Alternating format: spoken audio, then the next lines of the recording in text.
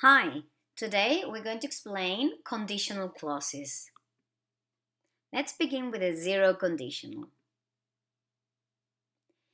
In order to create a zero conditional, we have to use the present simple in both the conditional clause and the main clause. We use the zero conditional to talk about facts, to talk about situations or events that are always true. Let's have a look at some examples. If you heat ice, it melts. So here you can see how we use in present simple, heat, and present simple, melts, in both clauses.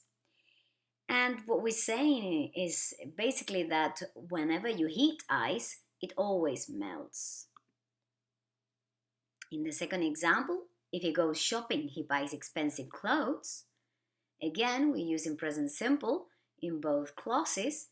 And again, we're saying that always, whenever he goes shopping, he always buys expensive clothes. Let's now have a look at the first conditional. In the first conditional, we also use the present simple in the if clause, but we use the future simple, will plus infinitive, in the main clause.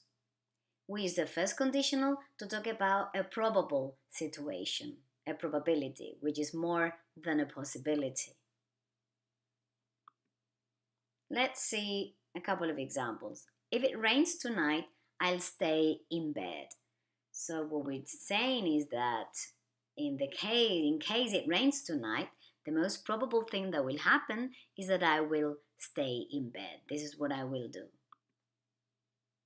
If we eat all this cake, we will feel sick.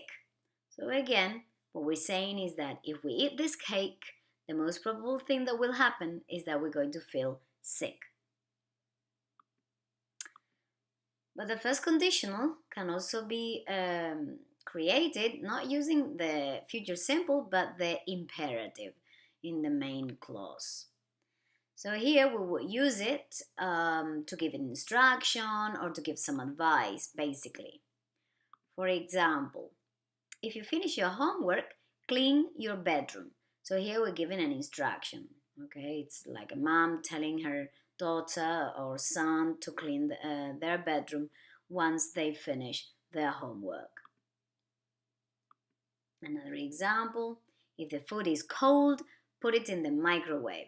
So this could be understood as a piece of advice.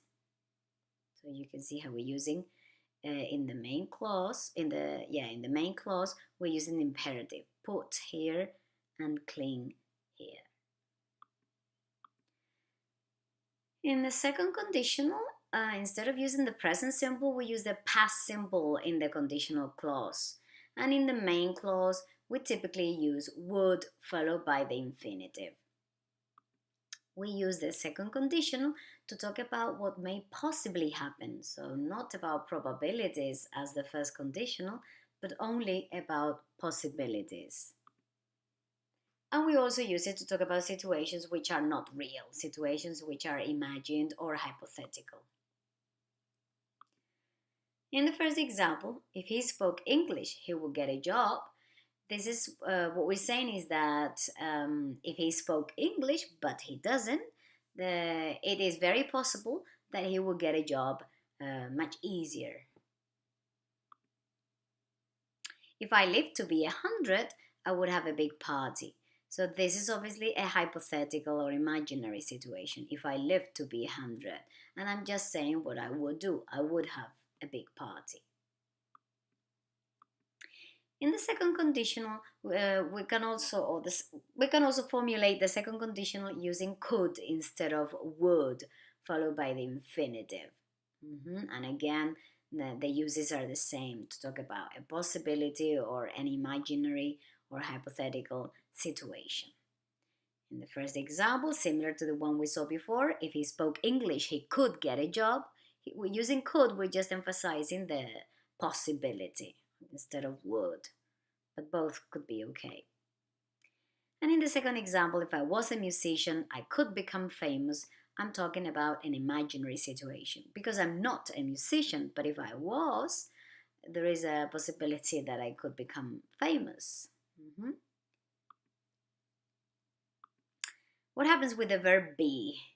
When we use the verb be here in the if clause, in the past simple, with the pronouns I, she, and he, we have two possibilities. We can use was or were. So, for example, we can say if I was or if I were a musician, I could become famous. The second conditional is often used to give advice in the expression if I were you. But here we only use were, we don't use was. We don't normally say if I was you. For example, if I were you, I would go to the doctor. So as you can see, what we're doing is just giving this person some advice. In terms of word order, we can start with a conditional clause. For example, if it doesn't rain, flowers die. So here we can see that we are starting the sentence with the if clause. But of course, we can also start with the main clause. So flowers die if it doesn't rain. There's actually no difference in meaning. And the only difference when we're writing is that there is no comma when we start with the main clause. Notice there's no comma here, but there is a comma when we start with the conditional clause. Let's see an example with the first conditional. If you don't know what to do, ask me. Notice the comma here. Ask me if you don't know what to do. Notice there is no comma here when we're starting with the main clause, which is ask me. And finally, an example with the second conditional. If I won the lottery, comma, I would travel the world. I would travel the world if I won the lottery. There is again no comma here. But as we said before, both ways of doing this, of saying this, are okay. There is actually no difference between them. And finally, we have to talk about conditional linkers. There are, of course, a lot of conditional linkers, but this year we will concentrate on two of them. We've seen so far lots of examples using if, but there is another conditional linker, which is unless, which means the opposite of if. It means something like if not.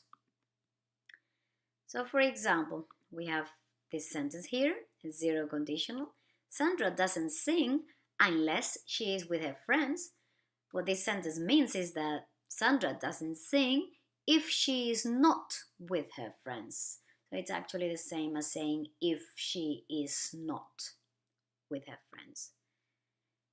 An example of first conditional, unless you study, you will fail.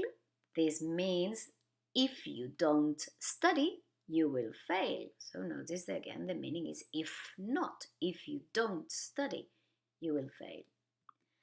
And finally, a second conditional example, I wouldn't ask her out. I wouldn't ask her out unless you told me it was okay. So here, this would mean I wouldn't ask her out if you didn't tell me it was okay. And this is all. I hope you have found this conditional clauses explanation useful.